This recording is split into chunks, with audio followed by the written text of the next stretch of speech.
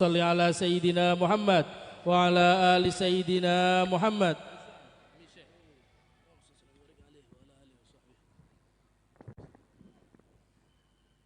أحييكم بتحية الإسلام، تحية أهل الجنان فتحيتهم فيها السلام. السلام عليكم وعليكن ورحمة الله تعالى وبركاته.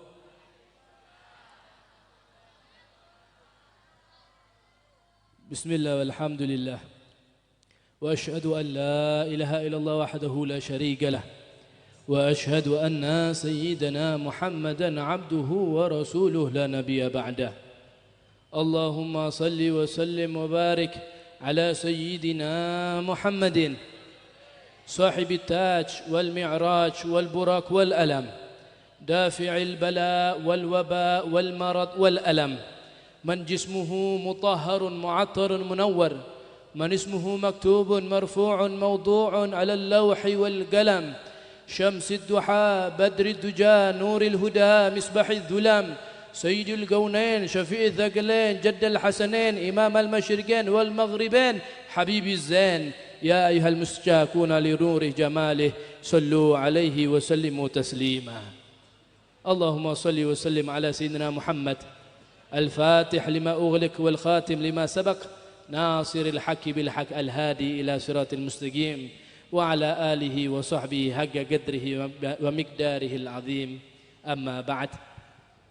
Yang kita muliakan, kita cintai para habaib, para cucu baginda Nabi Muhammad sallallahu alaihi wasallam yang insyaallah tanpa kita ragukan nih majlis penuh dengan rahmat, penuh dengan berkah, tapi insyaallah kehadiran beliau-beliau nih mengundang derasnya rahmat dari Allah taala, mengundang derasnya berkah dari Allah Subhanahu wa taala. Amin amin ya rabbal alamin. Wabil khusus nakhussu bi dzikri habibana Syekh وحبيبنا طاهر وحبيبنا نوفل الحبشي وكذلك جميع الحبائب.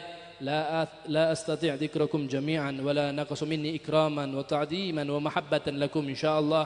Tak lupa pula para alim, ulama, para kiai, para asatid yang hadir di tengah-tengah kita. Kita doakan nih para habaib, para kiai kita, orang tua kita semua panjang umur, sehat afiah, dalam keadaan taat kepada Allah Subhanahu wa taala dan taat kepada Rasulullah sallallahu alaihi wasallam. Amin amin ya rabbal alamin.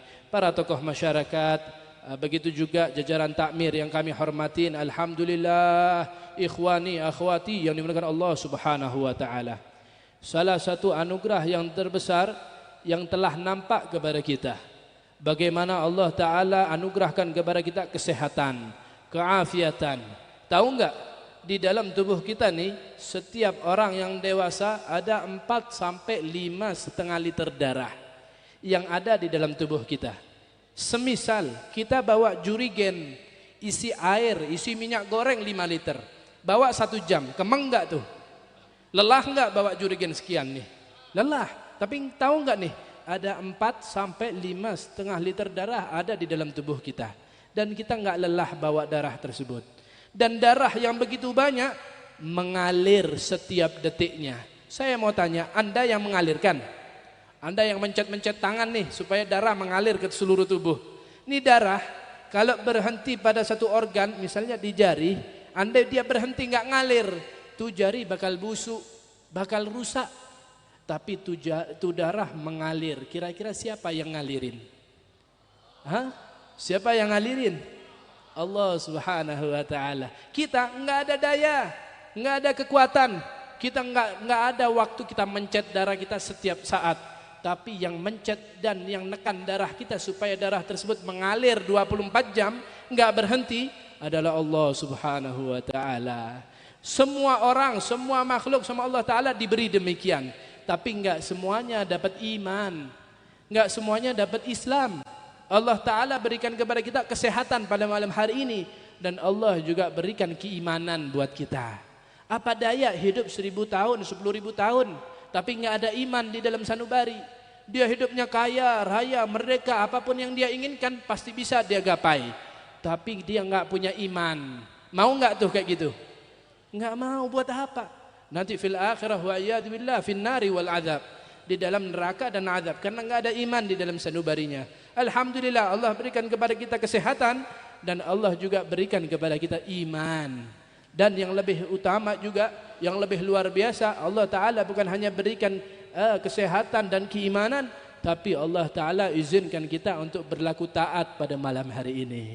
Allah Ta'ala berikan kita izin untuk kita menghamba, memuja, memuji, mengagungkan yang maha agung, mensucikan yang maha suci, meninggikan yang maha tinggi. Dan kita juga basahin mulut kita untuk mengagungkan, memuja, memuji Nabi Muhammad SAW yang teragung, Nabi yang tersuci dan Nabi yang tertinggi. Ini kenikmatan jauh lebih nikmat daripada hal-hal yang kita dapatkan di rumah. Di mana kita bisa dapatkan suguhan yang nikmat demikian? Allah Ta'ala hiasin mulut kita untuk berzikir, mengingat kepada Allah Ta'ala di malam hari ini. Di malam di mana banyak daripada kaum muslimin mereka terlalaikan dengan Allah Ta'ala. Mereka enggak ingat dengan Allah Ta'ala. Wa iyadzubillah, bahkan ni malam adalah malam yang paling rentan untuk melakukan kemaksiatan kepada Allah Ta'ala. Tapi Allah selamatin kita, Allah tolong kita. Tu dulu tu saya lagi ngaji, tahu-tahu datang teman ngaji saya, terus bilang sama saya, Habib, tahu enggak Habib, saya ini rumahnya saya dekat kos-kosan. Di sampingnya kos ada masjid. Masjid nih bukan musola, masjid. Tapi tahu-tahu ketika datang malam tahun baru, besoknya dilihat di gentengnya masjid dilemparin apa? Mohon maaf, alat kontrasepsi. Dilempar ke gentengnya masjid. Ikhwan, orang maksiat aja menentang Allah Ta'ala. Tapi kenapa seakan-akan gak ada tempat selain gentengnya masjid? Ini malam banyak orang-orang yang kelewatan batas. Tapi alhamdulillah Allah pilih kita menjadi bagian orang-orang yang terhiasi lidah-lidahnya, hatinya untuk ingat kepada Allah Ta'ala. Tahu enggak buahnya orang-orang ingat kepada Allah Ta'ala? Ini ada kabar gembira dari Nabi Muhammad SAW. Bukan dari saya, bukan dari Habib Fulan, bukan dari Kiai Fulan, tapi keluarnya dari mulut sucinya Nabi Muhammad SAW. Beliau pernah bersabda, "Ma min qaumin ijtama'u wa yadhkuruna Allah Ta'ala la yuriduna illa wajha Allah." Andai ada satu kaum yang mereka berkumpul, kemudian mereka mengingat berzikir kepada Allah Subhanahu wa taala. Saya mau tanya, kita ingat enggak sama Allah Ta'ala di malam ini? Kita zikir enggak sama Allah Ta'ala? Bahkan lebih kita ingatnya sama Allah Ta'ala dan ingatnya sama Nabi Muhammad sallallahu alaihi wasallam. Ini Nabi berikan kabar gembira buat mereka-mereka para kaum yang berkumpul, yang mereka ingat kepada Allah Ta'ala, yang mereka datang kumpul enggak cari apa-apa, enggak cari duit. Ada enggak kita datang ke sini cari duit?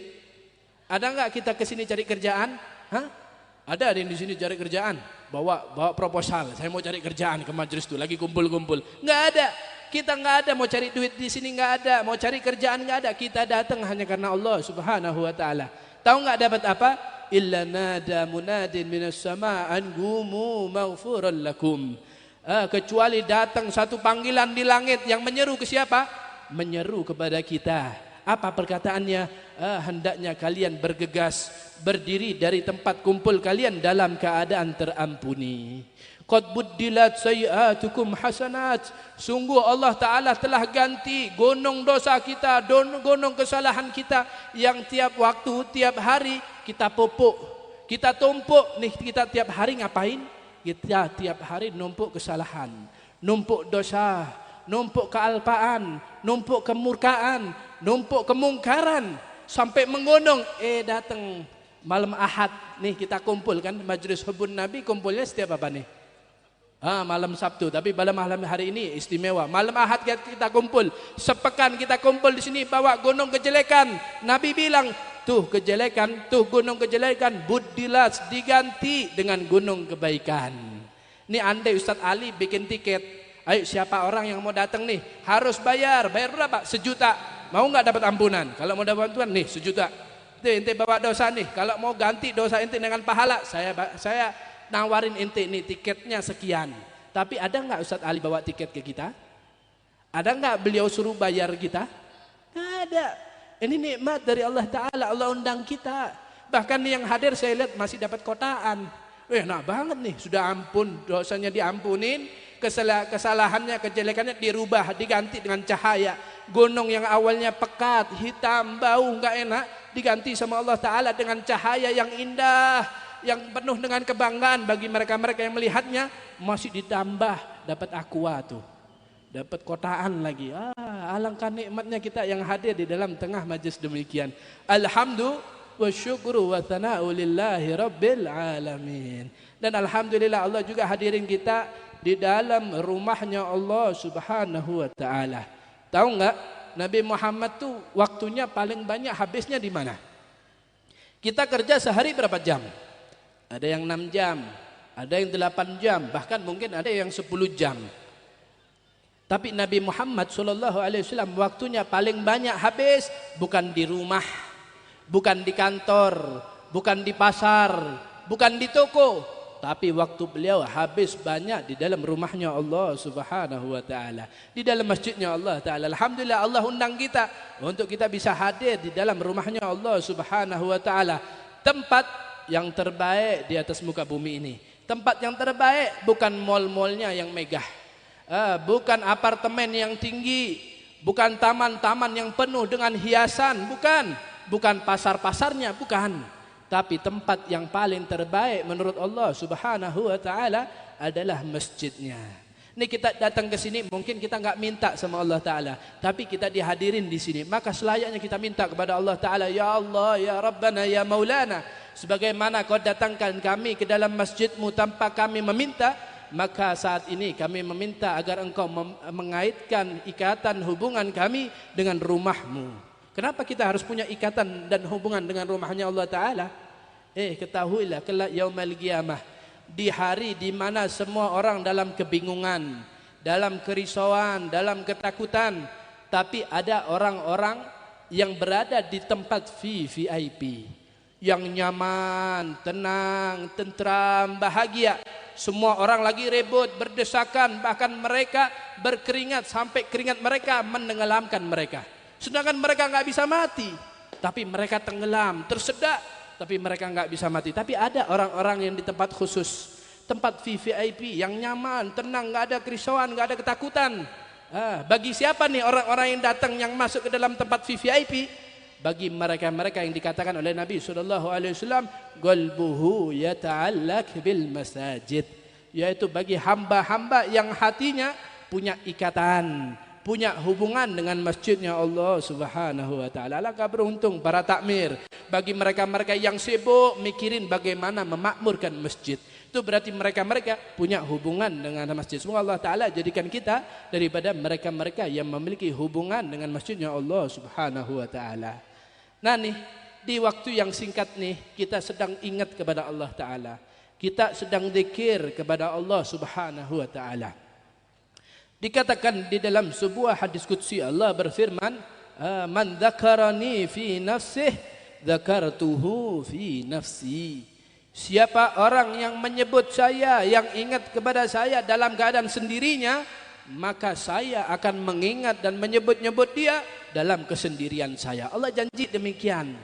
Kita uluk namanya Allah Ta'ala, kita puji namanya Allah Ta'ala, kita mengingat Allah Ta'ala, Allah juga balas demikian. Saya akan sebut tuh hamba, saya akan ingat-ingat tuh hamba dalam kesendirian saya. Tapi yang luar biasa, man dzakarani fi mala'in dzakartuhu fi mala'in khair minhu. Tapi siapa orang yang ingat sama saya, yang mengagungkan saya, memuji saya dalam satu perkumpulan. Nih perkumpulan bukan? Ini perkumpulan. Nih kita masuk yang di sini nih. Dapat apa?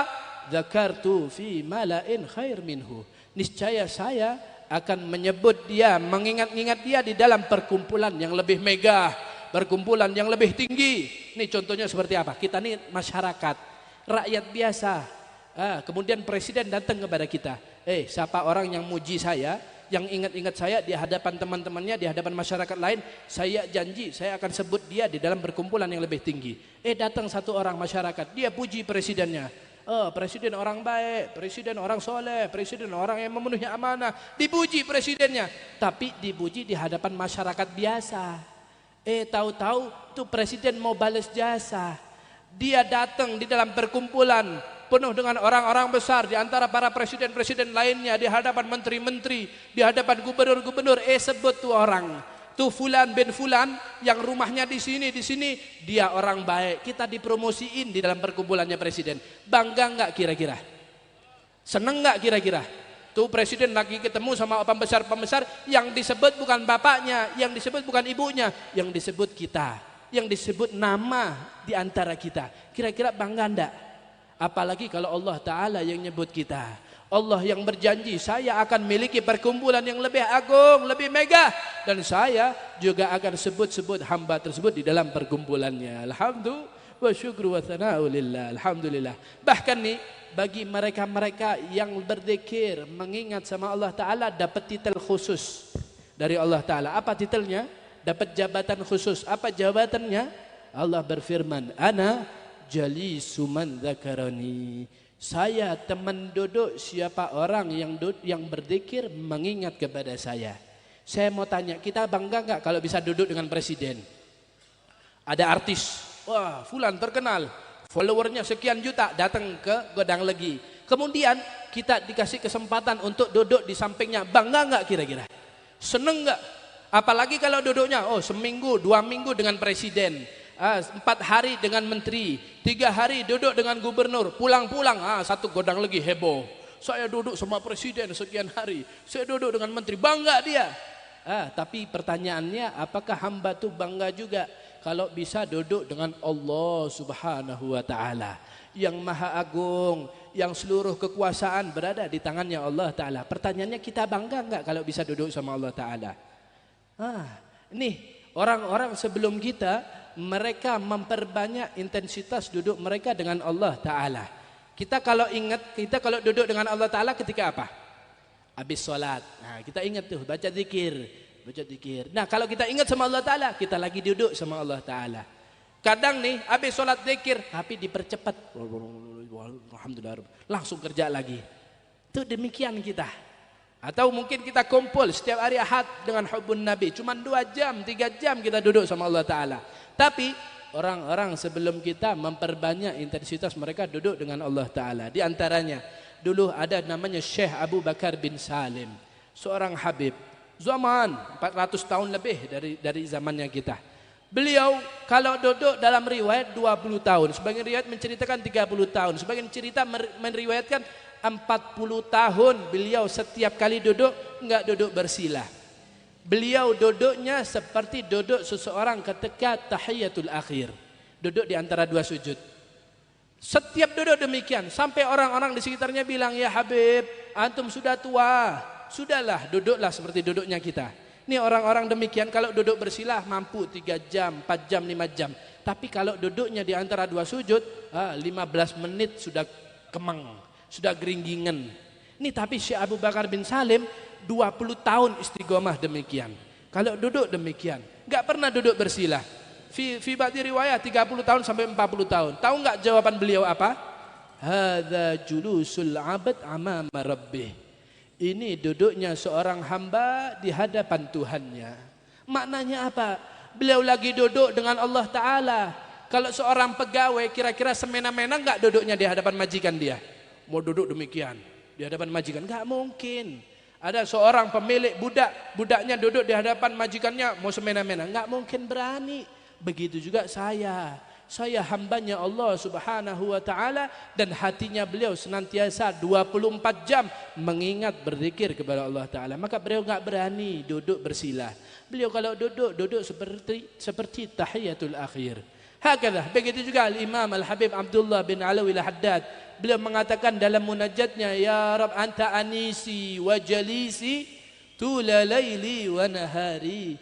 Ya Allah, engkaulah teman duduk saya dan engkaulah penentram saya. Kenapa dikatakan penentram? Ala bidzikrillahi tatmainnul qulub. Orang-orang yang berzikir, ingat sama Allah Ta'ala, hatinya tenang, hatinya tentram. Makanya orang-orang sebelum kita tuh, orang-orang solihin sebelum kita, kalau datang waktu subuh, mereka baca Quran, mereka baca zikir, selesai baru mereka berangkat kerja, selesai baru mereka berangkat ke pasar untuk belanja. Tahu nggak kenapa rahasianya? Karena seseorang tuh satu harinya tergantung di waktu paginya. Kalau paginya tenang, tentram, satu harian tenang, tentram. Tapi kalau di pagi harinya sudah marah-marah, sumpek, satu hari full akan sumpek dan penuh dengan marah-marah. Tergantung dengan paginya. Makanya orang-orang yang sukses-sukses tuh pasti setelah subuh nggak tidur. Mereka baca zikir, mereka baca Quran supaya tenang. Kalau sudah tenang, orang mau menggawe, orang mau bekerja, pasti sukses kerjaannya. Karena apa? Tenang. Tapi kalau orang nggak tenang, orang gopo, kira-kira nggarap sesuatu sempurna nggak? Ngerjain sesuatu indah nggak? Pasti kocar-kacir hasilnya. Makanya orang-orang sebelum kita, mereka memperbanyak berzikir di waktu subuh, setelah subuh. Demikian.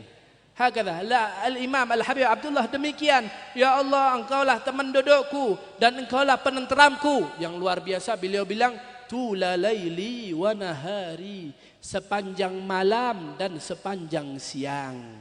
Maknanya dia ingat sama Allah Ta'ala bukan hanya selepas sholat. Dia ingat sama Allah Ta'ala bukan seminggu sekali.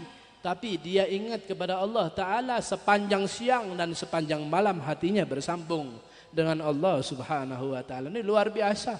Al-Imam Al-Habib Abdullah bin Husain bin Tahir juga demikian. Beliau pernah datang ketemu anak-anaknya, dikumpulin, anak-anak kumpul. Ada nggak di antara kalian yang mau jual waktunya buat saya? Saya mau beli jam, saya mau beli waktunya.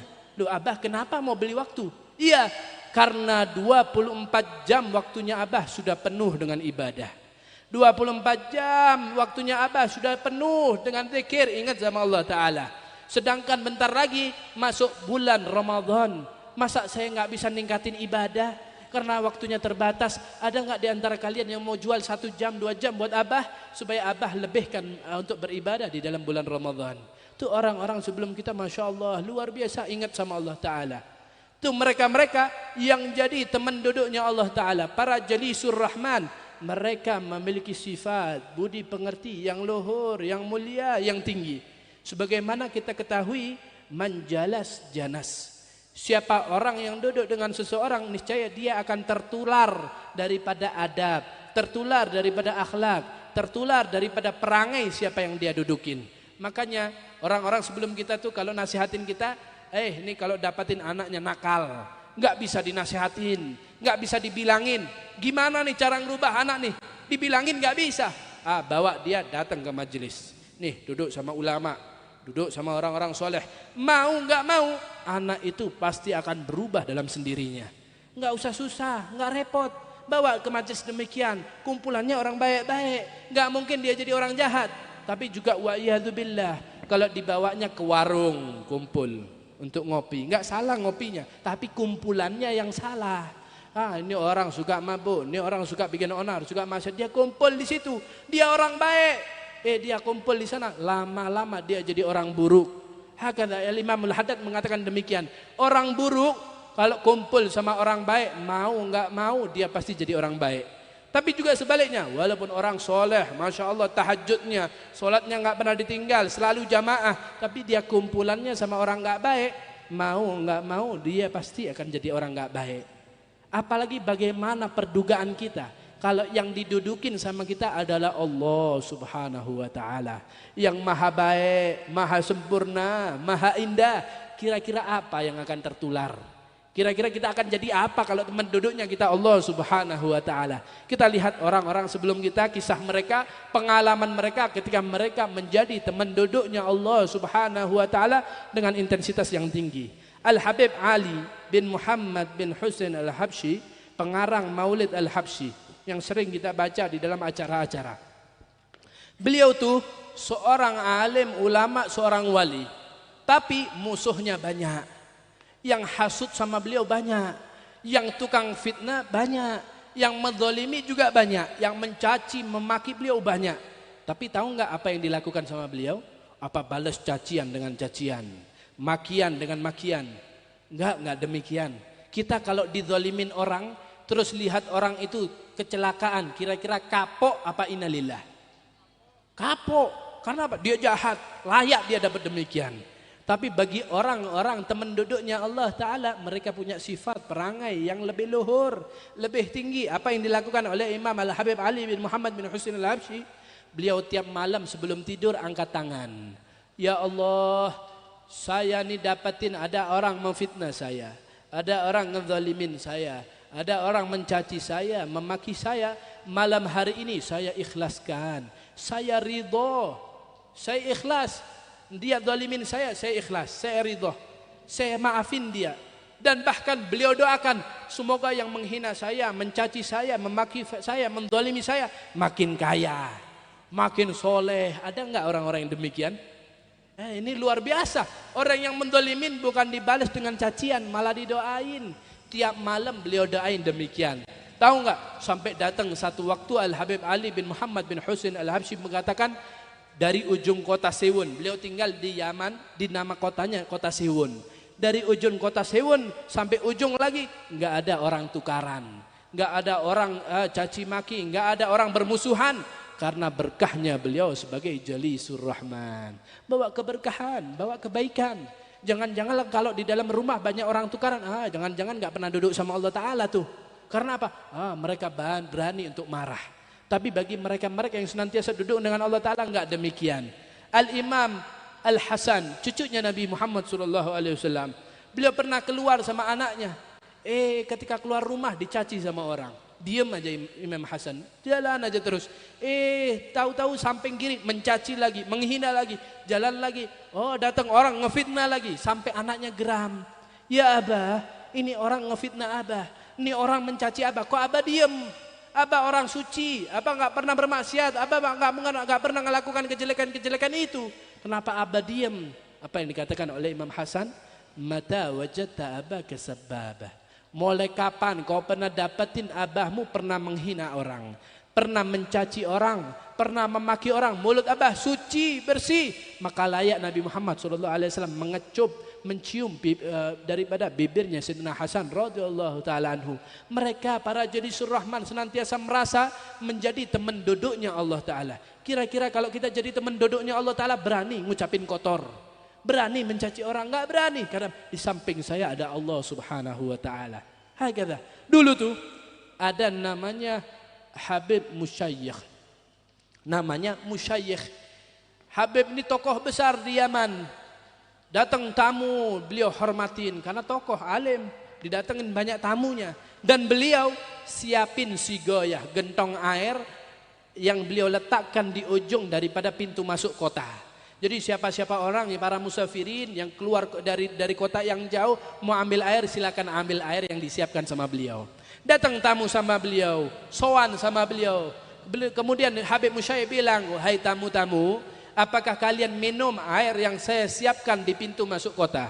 Apa kata mereka? "Enggak Habib, kami enggak mau minum air di sana." Loh, kenapa? Airnya kotor. Kotor bagaimana? Ada kotoran kambing di dalamnya. Kami enggak mau minum. Kami takut keracunan. Beliau Habib Musyayikh langsung suruh murid-muridnya, ente berangkat ke sana, ente bersihin sigoya, ente isi air lagi yang baru, yang baik. Selesai murid-murid berangkat dibersihin, diisi air, dapat beberapa hari, datang tamu. Ditanya sama Habib Musyayikh, "Wahai tamu-tamu, kalian ambil enggak air yang saya siapin?" Katanya tamu-tamu, "Enggak Habib, kami enggak mau minum di sana." Loh, kenapa? Airnya kotor, ada kotoran kambing di dalamnya. Habib Musyayikh tahu kalau sudah 2 kali berarti bukan ini kotoran terbang gitu, enggak, berarti ada yang usil. Coba inti bersihin, kemudian kalian perhatikan kalau malam ada enggak yang usil nih. Akhirnya mereka berangkat bersihin tuh sigoya, setiap malam murid-muridnya sembunyi untuk memperhatikan ada enggak yang usil.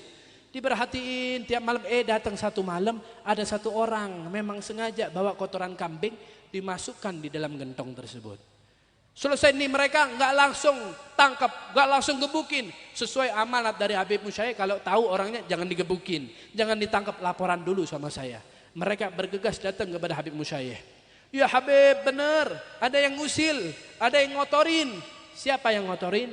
Nggak lain, nggak bukan sepupunya antum sendiri, kerabat. Nah kalau kita demikian bagaimana? Dilabrak nggak tuh orang? Langsung ditelepon nggak tuh orang? Mau ngapain? Mau nantang loh? Gue punya umat banyak nih. Bawa satu truk orang. Habib Musyayikh seorang Jalisur Rahman, teman duduknya Allah Ta'ala, punya sifat perangai yang berbeda dengan mereka-mereka yang gak pernah duduk dengan Allah Ta'ala. Maka yang dilakukan sama Habib Musyayikh, dia panggil anak, mantu, cucu, dia kumpulin. Kemudian Habib Musyayikh bilang, "Wahai anak-anakku, wahai mantu-mantu, wahai keluarga, Abah punya kerabat, Abah punya sepupu, namanya Fulan bin Fulan, rumahnya di sana.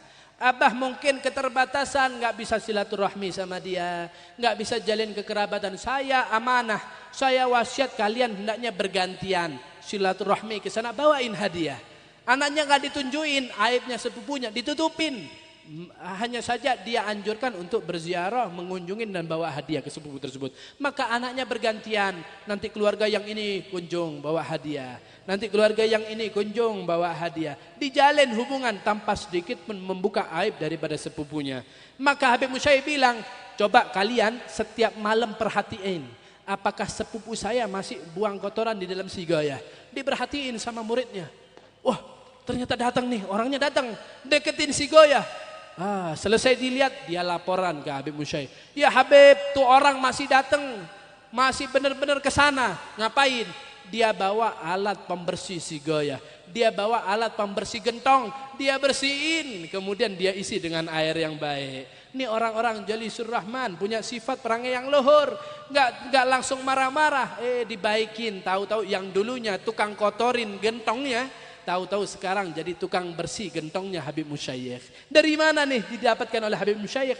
Karena dia menjadi Jalisur Rahman, teman duduknya Allah Subhanahu wa taala.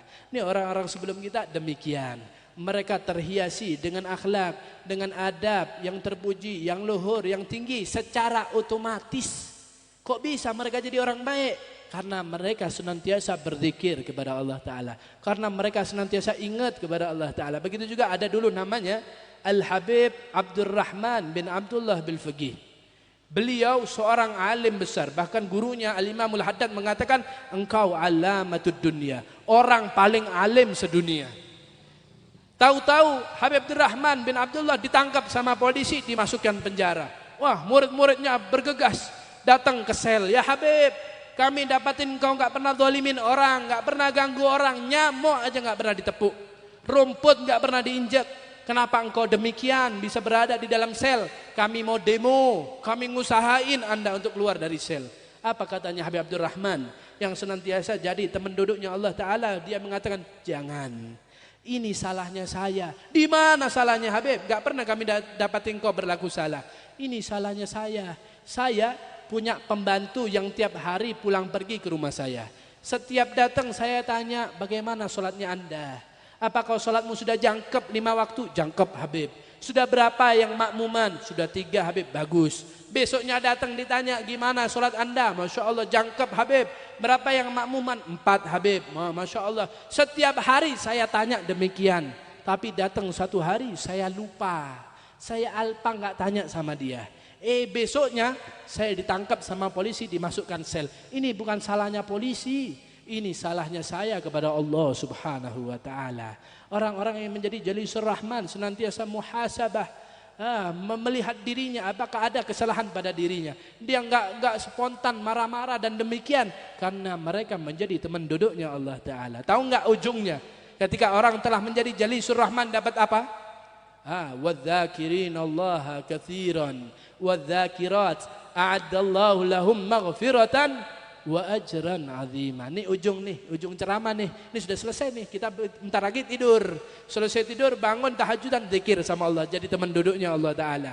Ini Allah taala janjiin wadzakirin-allaha taala wadzakirat, bagi mereka-mereka yang mengingat Allah taala dari kaum laki-laki.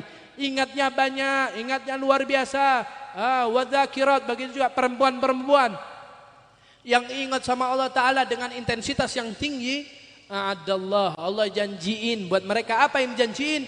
Maghfiratan, ampunan. Allah janji, saya ampunin tuh hamba. Bukan hanya demikian, tapi Allah Ta'ala juga siapin wa ajran 'azima, ganjaran yang besar, ganjaran yang agung. Yang besar dan agung bukan menurut kita. Orang miskin ngeluarin duit 1 juta banyak apa dikit? Banyak, 1 juta. Orang kaya, miliarder, triliuner ngeluarin duit 1 miliar banyak apa dikit? Dikit. Bagi orang kaya ngeluarin demikian dikit. Apalagi besar, banyak buat orang kaya. Kira-kira berapa ratus M? Kalau orang kaya bilang ini uang banyak. Apalagi kalau yang janji yang maha kaya. Yang maha kaya, yang memiliki semuanya daripada alam semesta ini mengatakan, saya siapkan ajran azima, ganjaran yang agung, yang besar menurut Allah Subhanahu wa taala. Semoga Allah taala jadikan kita daripada mereka-mereka para jalisur rahman, orang-orang yang duduk dengan Allah taala dan Allah hiasin lidah kita, hati kita, pikiran kita dengan mengingat Allah Subhanahu wa taala, dan dari berkah kita menjadi teman duduknya Allah taala, kita menjadi insan, kita menjadi pribadi yang baik, yang luhur, yang mulia, yang tinggi sesuai dengan ajaran, adab dan akhlaknya Nabi Muhammad sallallahu alaihi wasallam, dan pada ujungnya Allah taala anugerahkan kepada kita ampunannya dan Allah berikan kepada kita ajran azimah, dan kita akan bersama dengan Nabi Muhammad sallallahu alaihi wasallam di dalam surga yang tertinggi bersama Nabi Muhammad, memandang wajah Nabi Muhammad, bercakap dengan Nabi Muhammad sebagaimana kita hadir di dalam majlis hubbun Nabi. Allah taala jadikan kita daripada mereka-mereka al-muhibbin, mereka-mereka yang mencintai Nabi Muhammad sallallahu alaihi wasallam dan dicintai sama Nabi Muhammad sallallahu alaihi wasallam sesuai janji Nabi Muhammad sallallahu alaihi wasallam, seseorang bersama dengan siapa yang ia cintai. Amin amin ya rabbal alamin. Atlubul afwa 'alal italah. Wassalamualaikum warahmatullahi taala wabarakatuh.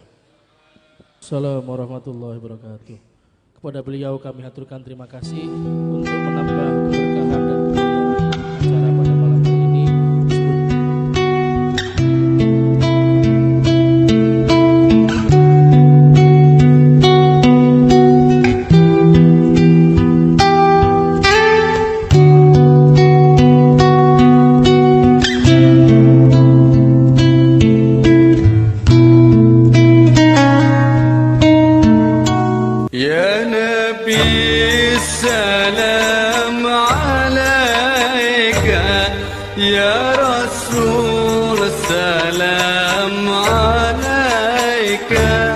Ya Habib